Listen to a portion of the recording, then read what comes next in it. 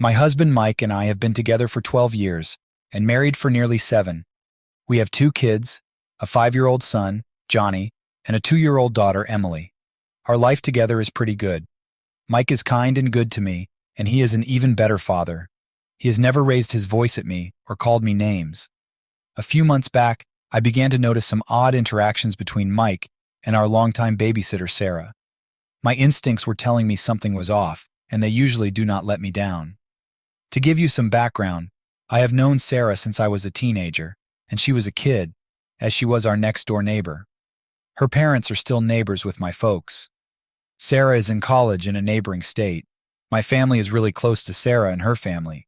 My kids adore her, and she loves them back. She joins us for community activities and spends time with us at our home during her breaks from school. Sarah has always been like a little sister to me. I remember when she was just a little girl, running around the neighborhood with pigtails and a big smile. Her parents, the Johnsons, were good friends with my folks. We grew up together in a tight-knit community where everyone knew everyone. Sarah would often come over to our house to play with my siblings and me. She was always full of energy and had a heart of gold. When Sarah went off to college, it felt like a part of the neighborhood was missing. But she would come back during holidays, summer breaks, and long weekends. She became our go-to babysitter when Mike and I had Johnny and Emily. She was great with the kids, and they adored her. She would take them to the park, read them stories, and even help Johnny with his school projects. Mike and I both work demanding jobs. I am a nurse, and Mike is an engineer. Our schedules can be hectic, and having Sarah around to help with the kids has been a blessing. She has always been reliable and trustworthy. I never had any reason to doubt her intentions until recently. Now let us talk about the red flags. I knew Mike and Sarah texted occasionally, and I did not mind because I thought it was infrequent and assumed it was Sarah who usually started the conversations. She also texts me and sometimes sends messages to both Mike and me in a group chat. My family and I have long suspected she has a crush on Mike, but it did not bother me because I trusted him. I was confident, and Sarah was young and immature. Honestly, by typical beauty standards, I consider myself more attractive than she is. A few months ago, I started noticing Sarah knew things happening within my family, like arguments between my sisters. When I asked her how she knew, she said Mike had told her. I found that strange and somewhat inappropriate. Recently, there were 2 nights she spent at our house to look after the kids while I worked overnight.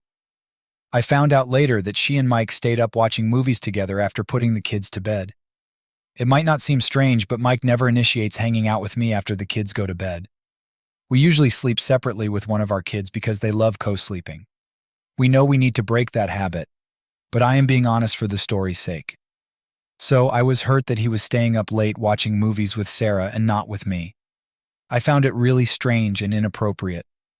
Last Sunday, my son Johnny was watching Netflix on Mike's phone, and I saw a message come in from Sarah.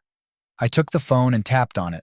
I had never looked through anyone's phone before, but my instincts told me something was up, so I looked. I scrolled back and saw they were texting a lot. Sometimes it was about the kids, but usually not. It was consistent messaging almost daily, if not daily. They both started conversations on various topics. Mike texts her more often than he texts me, especially when I'm gone for long hours at work. I found this constant communication very concerning. It is not appropriate for a married man to be engaging with a 20-year-old woman like this, especially given the age gap and the fact that we employ her and supplement her income. I confronted Mike right away, and his excuse was that, "She is family, she is my friend. I thought you text her all the time. Nothing has happened." I did not accept his response. I asked him if he thought it would be okay for one of his married friends to interact with their babysitter like this. He said no. I asked if he thought their wives would be okay with it, and he said no. As our conversation continued, I could see the guilt and confusion on Mike's face. He knew he had crossed a line, but he was struggling to understand the gravity of his actions. I tried to explain to him how inappropriate and hurtful his behavior was, but it felt like I was talking to a wall. He kept insisting that there was nothing going on and that they were just friends. I told him I wanted to separate and live apart. He did not want that. Part of me thinks it is because of financial reasons, as I make 3 times what he does, and he could not live in this expensive city without my income. Too bad. I have not spoken to him in 3 days and have been working or staying at my mom's with the kids, so I do not have to see him. He has been messaging me, but I have barely responded.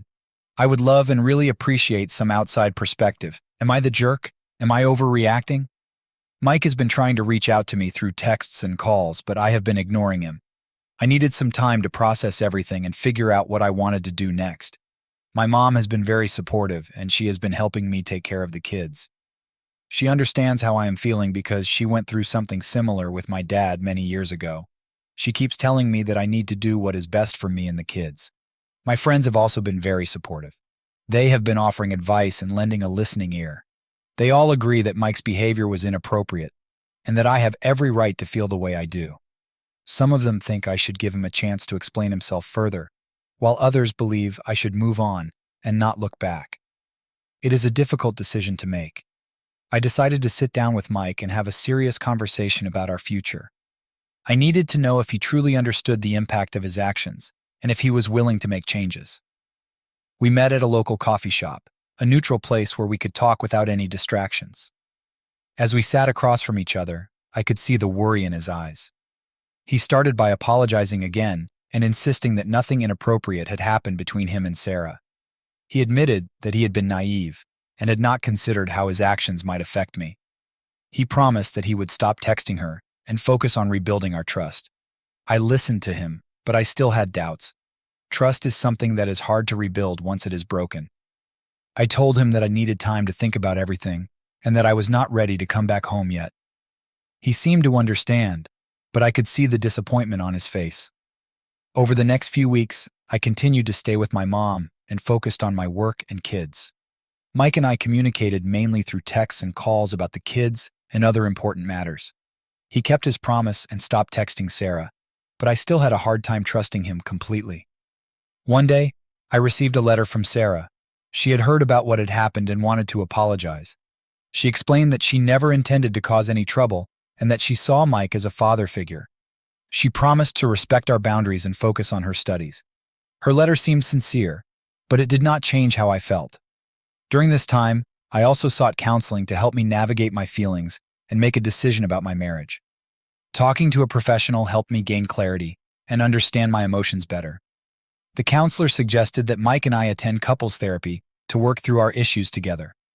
I approached Mike with the idea of couples therapy, and he agreed.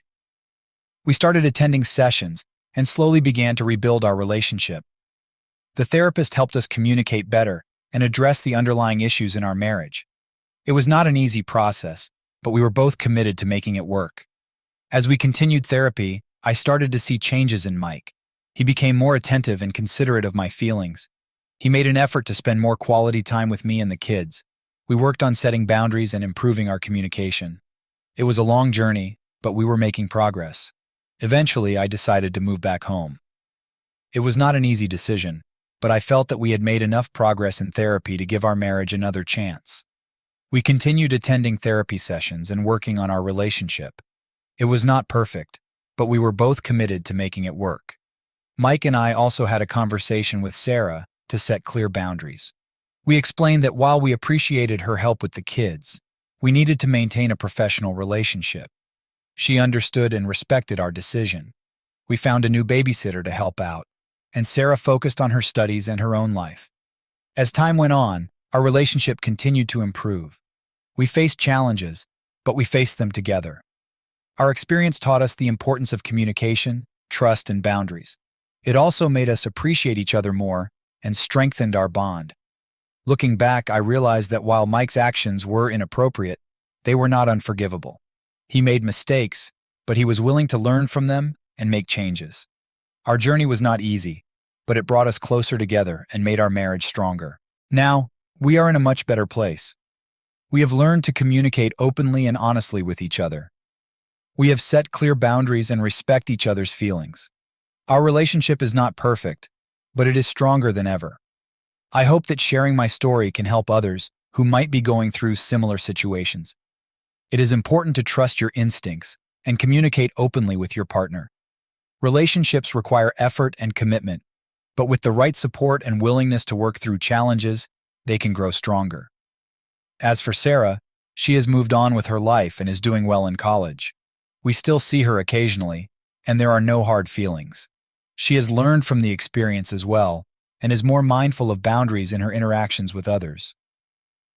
My journey has taught me the importance of self-care and seeking support when needed. It is okay to ask for help and take time to heal. I am grateful for my family, friends, and counselor who supported me through this difficult time. Moving forward, I am focused on continuing to nurture my relationship with Mike and our kids. We have come a long way, and I am proud of the progress we have made. Our experience has made us stronger and more resilient as a family.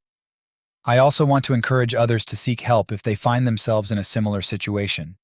Whether it is through counseling, support from loved ones, or simply taking time to reflect, it is important to take steps towards healing and growth. Relationships are not always easy, but they are worth the effort.